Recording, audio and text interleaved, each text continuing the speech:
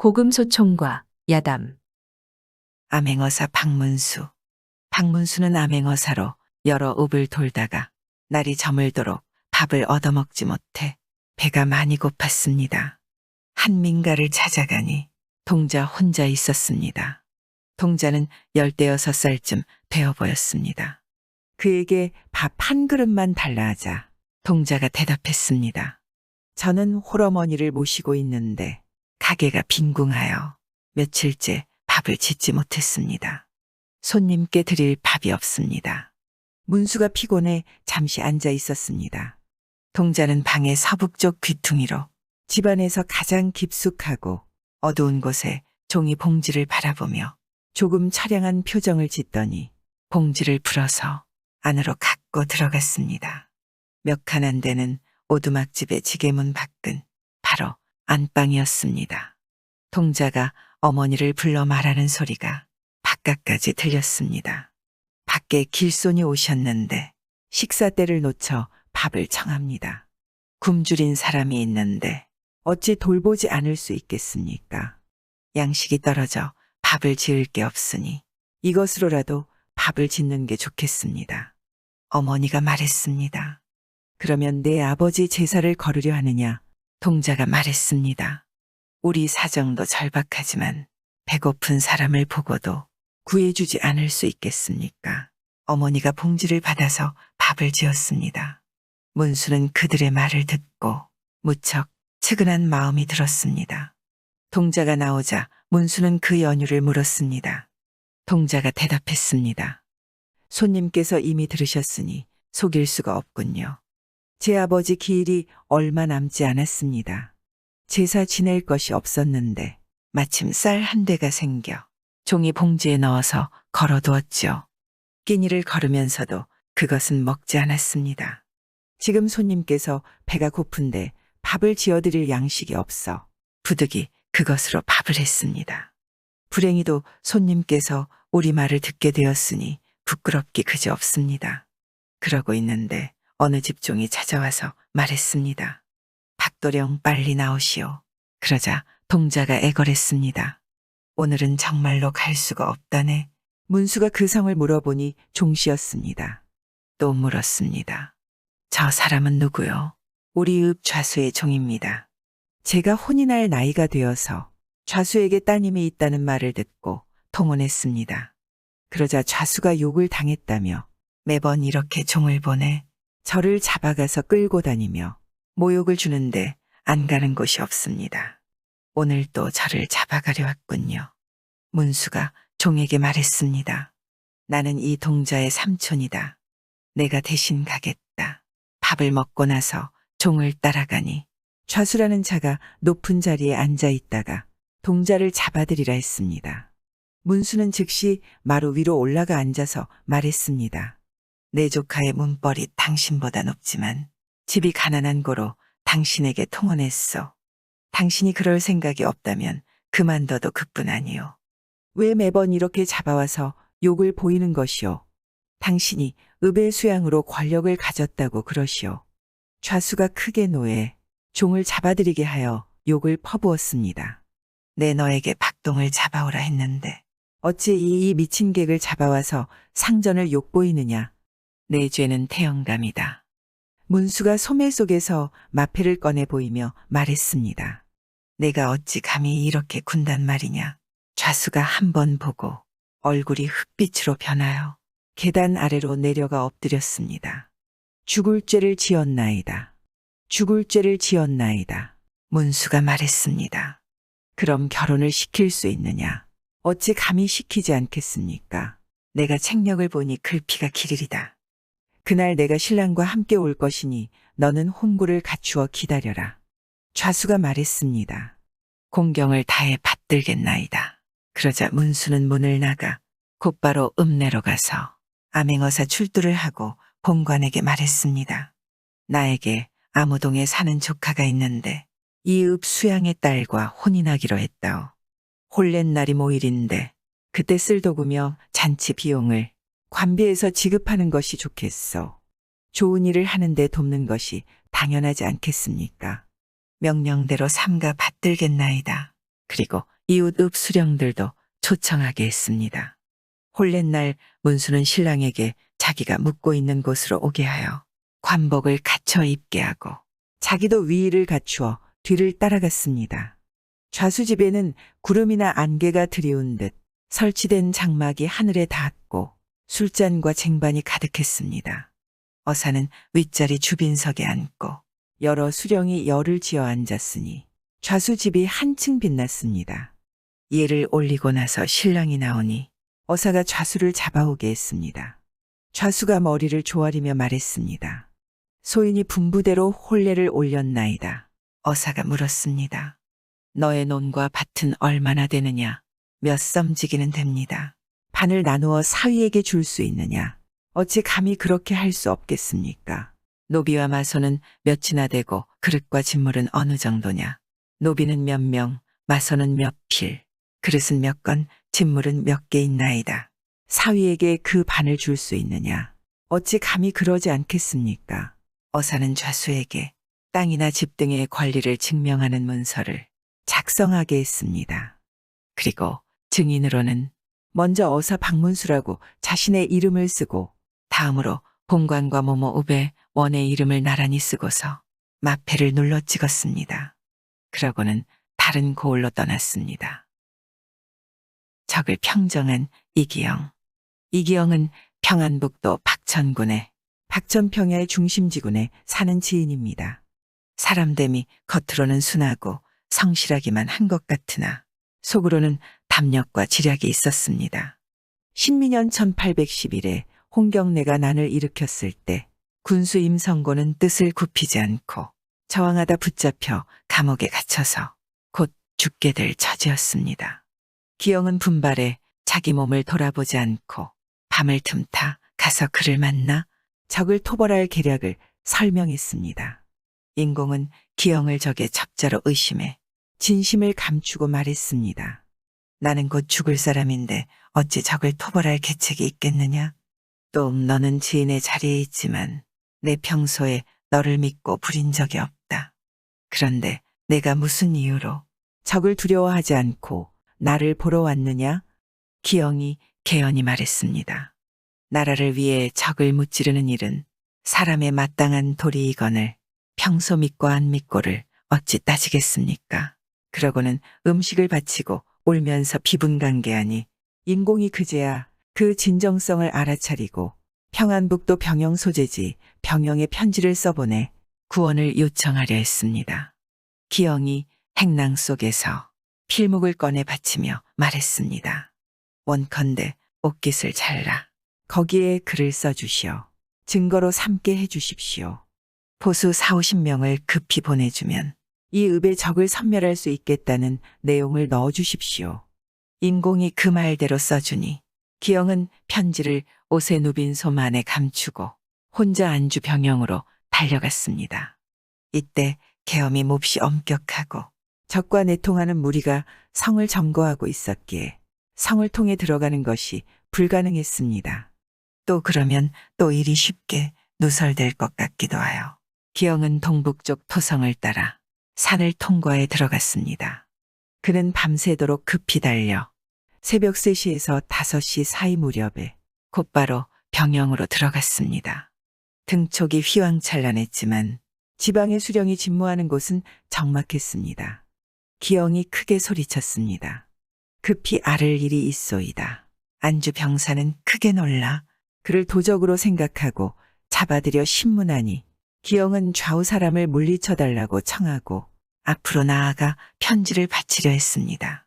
안주 병사는 긴 칼을 잡고서 기영을 앞으로 오게 했습니다. 기영이 옷에 누빈 솜에 넣어온 편지를 꺼내보여 박천 수령이 포수를 빌려달라고 요청하는 내용을 전했습니다.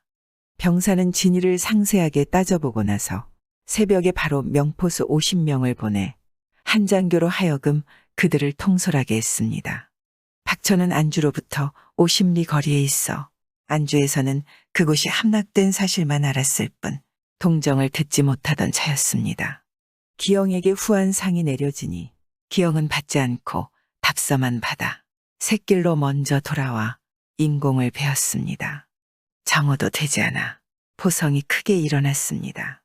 적군은 뜻하지 않게 공격을 당해 응수할 겨를이 없었습니다. 적군은 놀란 새가 날아가고 짐승이 숨어들듯 도망쳤으니 박천읍이 드디어 수복되었습니다. 갇혀있던 인공도 풀려났습니다. 그 뒤에 박천이 적에게 함락되었을 때 인공은 소인이라고 자칭하며 인부 등을 빼앗겼다 하여 다시 구속되었습니다. 그가 붙잡혔을 때 적을 향해 이런 말을 했기 때문이었습니다. 내 이 땅을 지키는 신하가 되어 이 읍을 지키지 못했고 노모가 계신데도 보호해드리지 못했으니 그 불충과 불효로 나라와 집안의 죄인이 되었도다. 살아서 뭐하겠나. 속히 나를 죽이고 노모만은 살려달라. 적은 인공의 치적을 익히 들어왔던 고로 차마 죽이지는 않았다 합니다. 그가 구속된 것은 죄인과 소인이 소리가 비슷한 까닭에 옆에서 모시던 사람이 가까운 곳에서 체포될 때 그 말을 잘못 듣고 그걸 그대로 전했기 때문입니다. 인부는 힘의 굴에 빼앗긴 것이니 적을 꾸짖고 전사한 가산수령 전공에게는 부끄럽기는 합니다. 그렇지만 그런 일을 죄로 몰아가는 것은 원통하지 않은가. 하늘에 뜬 해가 크고 밝아 결국 모든 일을 훤하게 밝히니 인공은 특별히 석방되었습니다. 인공이 체포되었을 때 기영은 시종일관 그를 따라다니며 잠시도 떠나지 않았습니다. 훈련대장이 그 소문을 듣고 기영을 특별히 훈련도감 교련관으로 차출해 신임하는 부하로 삼으려 했는데 인공이 풀려나자 기영은 사직 인사를 올리고 고향으로 돌아가 버렸습니다. 그 뒤로 그는 적을 평정하던 일을 자기 입으로 말하지 않았습니다. 아, 원대하도다. 먼 시골의 하찮은 관동이 비분관계의 눈물을 흘리면서 목숨을 걸고 적을 무찔렀으니 얼마나 충성스러운가. 편지를 전하고 원병을 빌려와 하루아침에 무적을 소탕했으니 얼마나 지혜로운가. 수령이 붙잡혀 충의와 반역이 가려지지 않자 평소 친하고 신뢰하던 사람조차 거의 다 그를 피하는데 홀로 그 곁을 지키고 떠나가지 않았으니 얼마나 의로운가. 공을 숨기고 말하지 않으며 공명을 피하여 멀리했으니 그 얼마나 위대한가. 뻔뻔한 귀신과 심씨, 남문 밖에 심씨성을 가진 양반이 있었습니다. 집이 가난해 옷 한 벌을 꿰매어 입고 다녔습니다. 병사 이석구와 인척간이어서 간혹 그의 도움으로 죽이나마 쏘어 먹었습니다.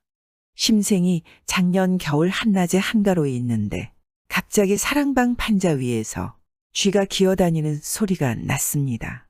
그는 판자를 담뱃대로 쳤습니다. 쥐를 쫓는 방법이었습니다. 그러자 판자에서 이런 소리가 들렸습니다. 나는 쥐가 아니고 사람이라오. 당신을 만나려고 산 넘고 물 건너왔으니 이렇게 박대하지 마시오.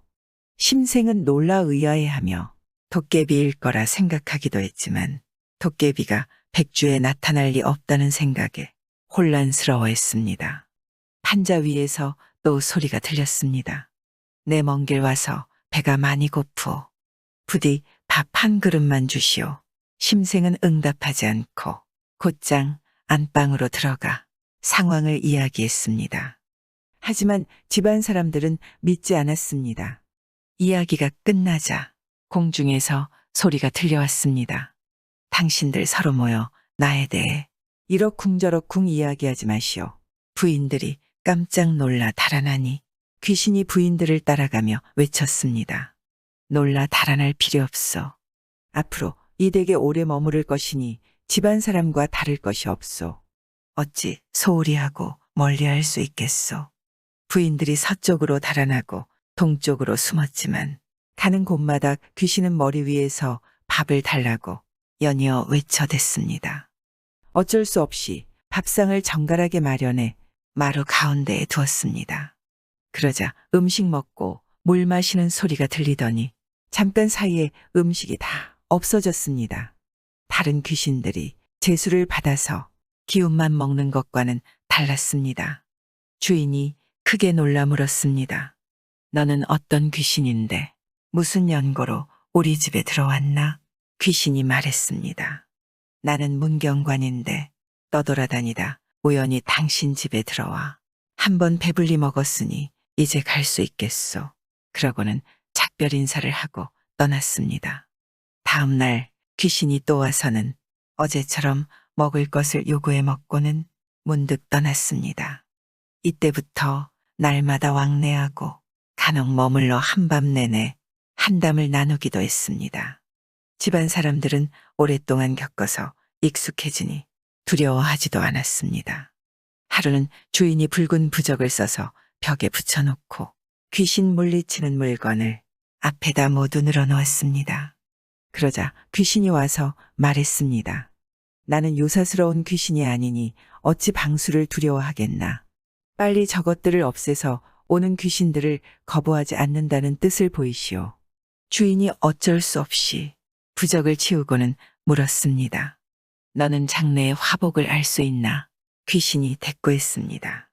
아주 잘 알지. 심생이 말했습니다. 우리 집 앞날은 어떤가? 당신은 능히 69살까지 살겠지만 죽을 때까지 고생할 거요. 당신 아들은 얼마 동안 살 것이요. 당신 손자에 가서야 비로소 과거급제의 영광을 누리겠지만 현달하지는 못할 것이요. 심생이 그 말을 듣고 놀랐습니다. 또 집안 아무 부인은 몇 살까지 살고 아들은 몇 명을 낳을지 등에 대해 귀신은 일일이 다 말해 주었습니다.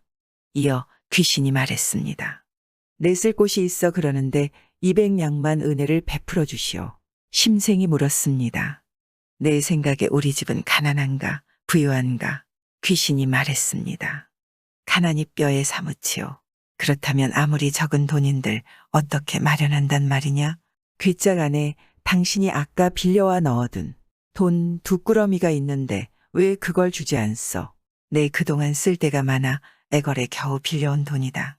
그걸 내게 줘버리면 저녁밥조차 해먹을 수 없으니 어떡하겠나. 당신 댁에 쌀이 조금 있어. 그것으로 저녁은 충분히 마련할 수 있거늘 왜 거짓말로 때우려 하오? 내 이 돈을 가져갈 테니 노여워하거나 화내지 마시오. 그러고는 표현이 가버렸습니다. 심생이 궤짝을 열어보니 자물쇠는 채워져 있었으나 돈은 없었습니다. 심생은 고통이 더 심해져 심장이 탈 듯이 고민했습니다.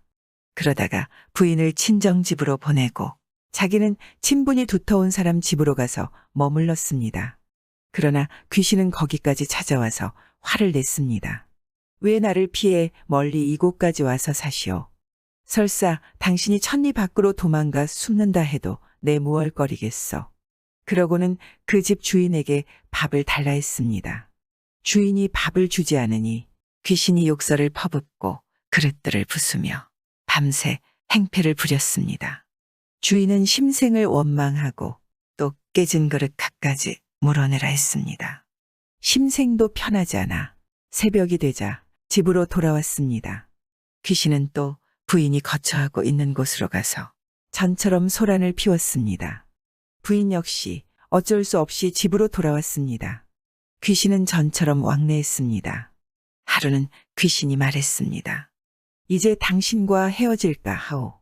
진중하게 스스로를 잘 보살피시오. 심생이 물었습니다. 내가 어디로든 속히 떠나 우리 집을 편안케 해주는 것이 내 소원이다. 귀신이 말했습니다.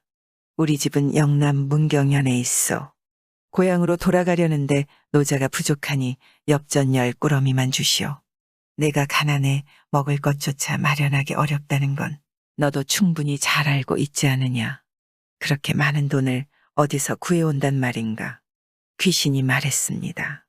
절도사 댁으로 가서 내 뜻을 전하고 구걸하기가 손바닥 뒤집듯이 쉬운 일일 텐데 왜 그러지 않고 내 길을 막으려 하오. 심생이 대꾸했습니다.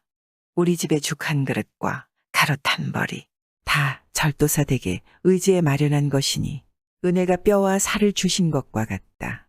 그런데도 그분께 티끌만큼도 보답하지 못해 언제나 부끄럽고 편치 않았지. 그러니 지금 또 무슨 얼굴로 천전을 달라 하겠나. 귀신이 말했습니다.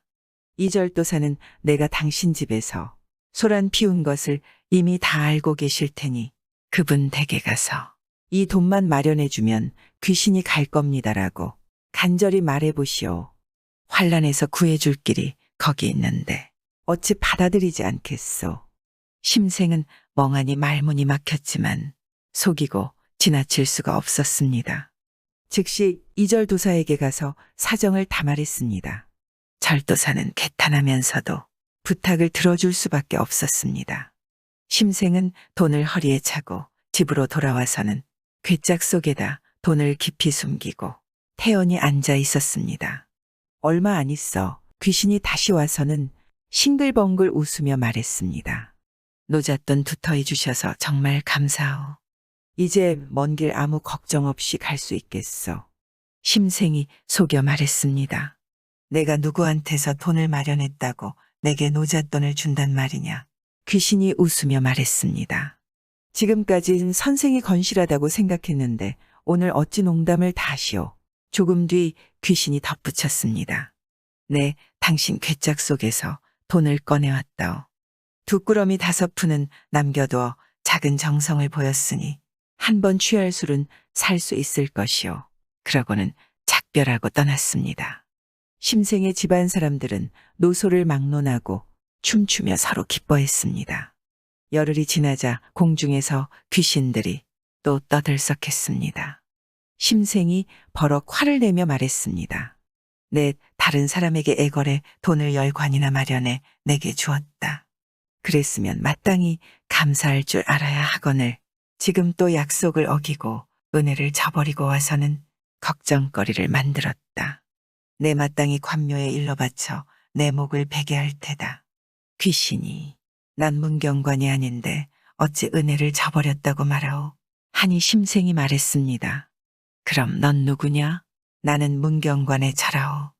당신 집에서 귀신 대접을 잘한다는 소문을 듣고는 먼 길 마다하지 않고 이렇게 방문했소. 당신은 응당 반갑게 맞이해 주어야 하거늘 도리어 욕설을 하니 도대체 무슨 까닭이오.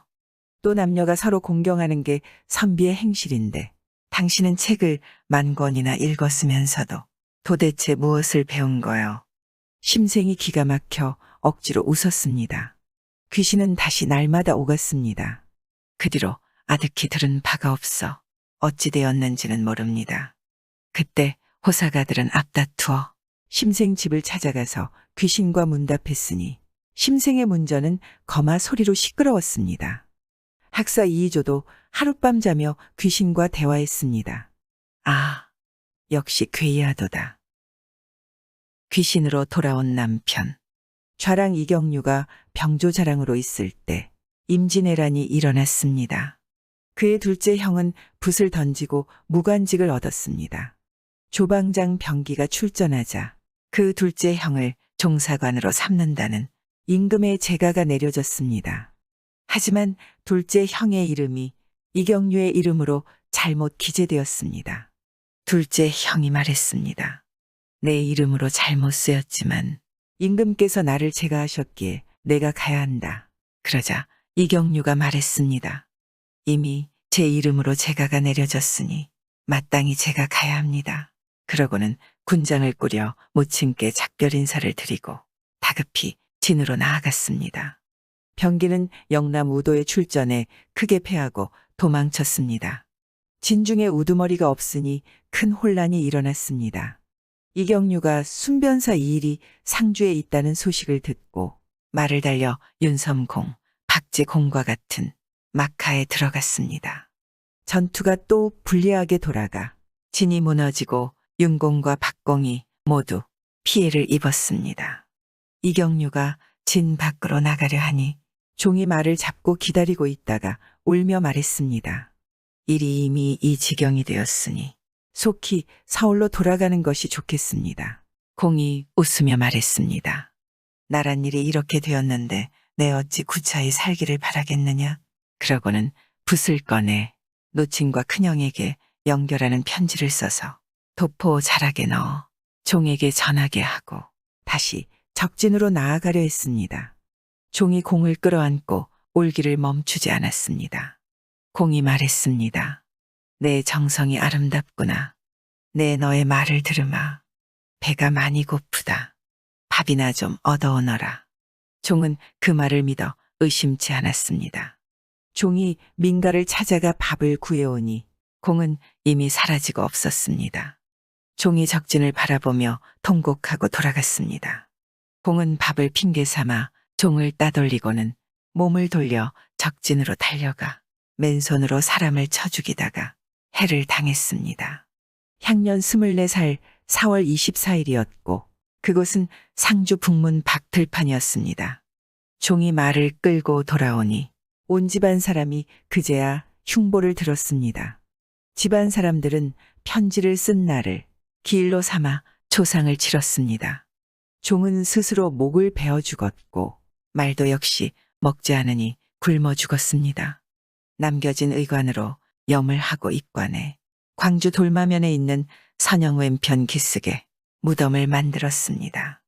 그리고 그 아래에 종과 말의 무덤을 만들어 주었습니다. 상주사림들은 제단을 설치해 제사를 지내주었고 조정은 도승지의 벼슬을 추중했습니다.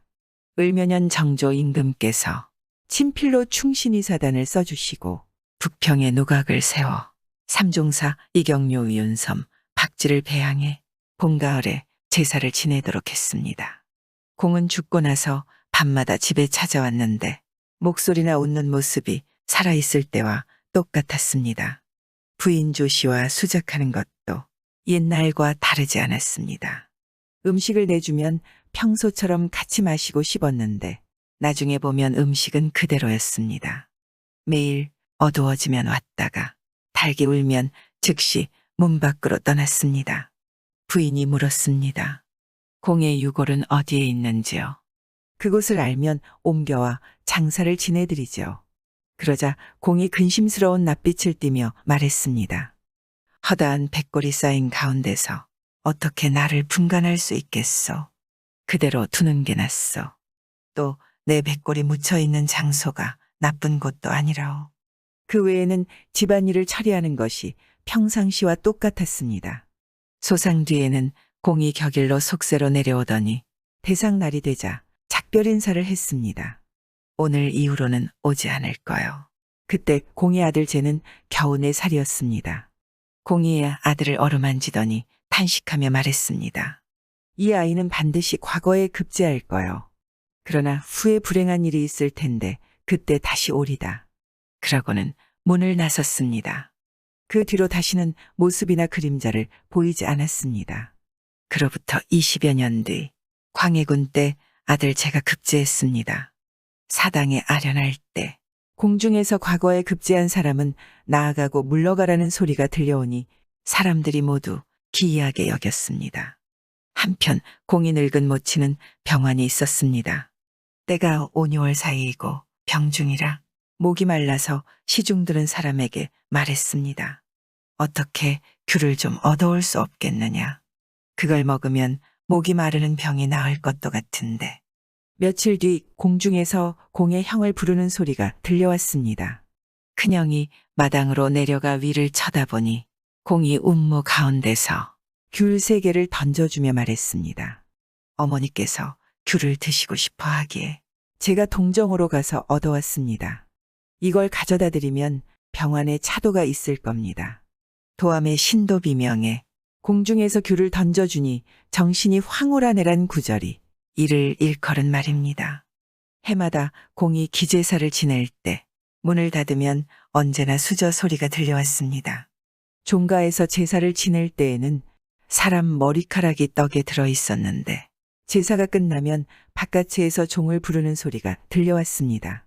집안 사람들이 괴상하게 여겨 들어보니 사랑채에서 소리가 났습니다.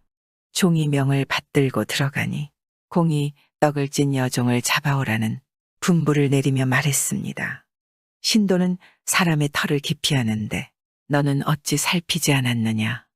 회초리를 맞아야겠구나. 그러고는 여종에게 회초리질을 하라고 명했습니다.